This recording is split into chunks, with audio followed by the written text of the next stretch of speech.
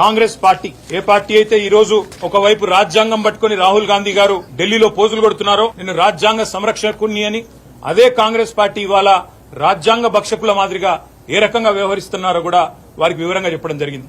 చేతుల్లో రాజ్యాంగం పట్టుకుని పార్లమెంట్ లో పోజులు, బయటికి వచ్చి కాంగ్రెస్ కార్యాలయంలో పార్టీ ఫిరాయించిన ఎమ్మెల్యేలకు వారిని వెన్నుతట్టి ప్రోత్సహించే విధంగా రాహుల్ గాంధీ గారు ప్రవర్తిస్తున్నారని చెప్పి కూడా నేను స్పీకర్ గారికి గుర్తు చేయడం జరిగింది. ఇది కాంగ్రెస్ పార్టీ యొక్క జాతీయ మేనిఫెస్టో. ఇదే మన తెలంగాణలోనే తుక్కుగూడలో విడుదల చేయడం జరిగింది న్యాయపత్ర. అందులో కూడా కాంగ్రెస్ పార్టీ చాలా స్పష్టంగా చెప్పింది. ఏం చెప్పింది న్యాయపత్రాలు అంటే, we promise to amend the 10th schedule of the constitution and make defection, leaving the original party on which the MLA or MP was elected, an automatic disqualification of the membership in the assembly. ఇది వారు చెప్పిన మాట. ఇది కూడా speaker గారికి చదివి వినిపించాం. హర్యానాలో ఇదే కాంగ్రెస్ పార్టీ కొట్లాడుతా ఉంది. వాళ్ళ ఎమ్మెల్యే అక్కడ కిరణ్ చౌదరి గారు బీజేపీలో చేరితే ఇదే కాంగ్రెస్ పార్టీ హర్యానాలో అక్కడ స్పీకర్ తో కొట్లాడుతా ఉంది, డిస్క్వాలిఫై చేయండి అని కొట్లాడుతా ఉంది. అది కూడా స్పీకర్ గారికి గుర్తు చేసినాం.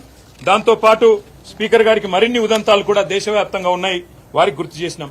కర్ణాటకలో ఎక్కడైతే బీజేపీ పార్టీ కాంగ్రెస్ ఎమ్మెల్యేలను కొనుగోలు చేస్తుందని అక్కడి ముఖ్యమంత్రి సిద్దరామయ్య గారు చెప్తున్నారు.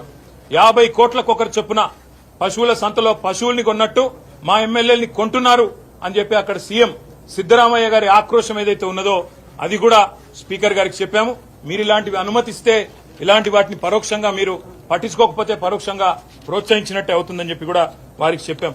స్పీకర్ గారు ఏ పార్టీ నుంచి అయితే గెలిచారో కాంగ్రెస్ పార్టీ నుంచి, అదే కాంగ్రెస్ పార్టీ ముఖ్య నాయకుడు రాహుల్ గాంధీ గారు గోవాలో అక్కడి కాంగ్రెస్ అభ్యర్థులందరితో కూడా ఈ రకంగా శపథం చేయించారు. మేమెవరెవరైతే బీఫామ్ తీసుకుంటున్నామో మేము పార్టీ ఫిరాయించము అని చెప్పి శపథాలు చేసిన వైనాన్ని కూడా వారికి గుర్తు చేసినాం. అదేవిధంగా మొన్న జరిగిన హిమాచల్ ప్రదేశ్ లో జరిగిన రాజ్యసభ ఎన్నికల్లో 6 కాంగ్రెస్ ఎమ్మెల్యేలు బీజేపీ అభ్యర్థికి ఓటేశారు రాజ్యసభ ఎంపీ అభ్యర్థిగా. అక్కడ అసెంబ్లీ స్పీకర్ గారు డిస్క్వాలిఫై చేస్తే వారు దాన్ని సవాల్ చేస్తూ సుప్రీంకోర్టుకు పోయారు. సుప్రీంకోర్టు ఆ విషయంలో మేము అడ్డురాము, స్టే ఇవ్వము, స్పీకర్ గారు చేసింది కరెక్టే అని చెప్పి సుప్రీంకోర్టు కూడా హిమాచల్ ప్రదేశ్ లో తీర్పిచ్చింది. పార్టీ ఫిరాయింపుల విషయంలో సుప్రీంకోర్టు చాలా సీరియస్ గా ఉందనే విషయాన్ని కూడా వారికి చెప్పాము. ఇంకా మహారాష్ట్రలో కూడా జరుగుతున్న విషయాలు కూడా చెప్పాము. ఇదంతా స్పీకర్ గారికి చెప్పి మేము వారికి చెప్పిందల్లా ఏమంటే, సుప్రీంకోర్టు నిబంధనలు క్లియర్ గా ఉన్నాయి, మీకు కాపీ కూడా ఇస్తున్నాం సార్, మిమ్మల్ని కొంతమంది తప్పుదోవ పట్టిస్తున్నారు, ఏమీ కాదని, మీరు ఏ నిర్ణయం తీసుకోకున్నా ఇబ్బంది రాదని, మీకే కలంకము రాదని చెప్పి కొంతమంది చెప్తా ఉన్నారు. వారిని స్పీకర్ గారిని మేము అభినందించాం కూడా. మన స్పీకర్ గారు ఒక దగ్గర ఒక యూట్యూబ్ ఛానల్ కి ఇచ్చిన ఇంటర్వ్యూలో చాలా స్పష్టంగా చెప్పారు, నేనైతే వ్యక్తిగతంగా పార్టీ ఫిరాయింపులకు నాకు ఇష్టం లేదు, ఒక పార్టీ మీద గెలిచిన వాళ్ళు ఇంకో పార్టీకి పోవడం అనేది అనైతికం అని స్పీకర్ గారు ఏదైతే మాట్లాడారో మేము అభినందించాం.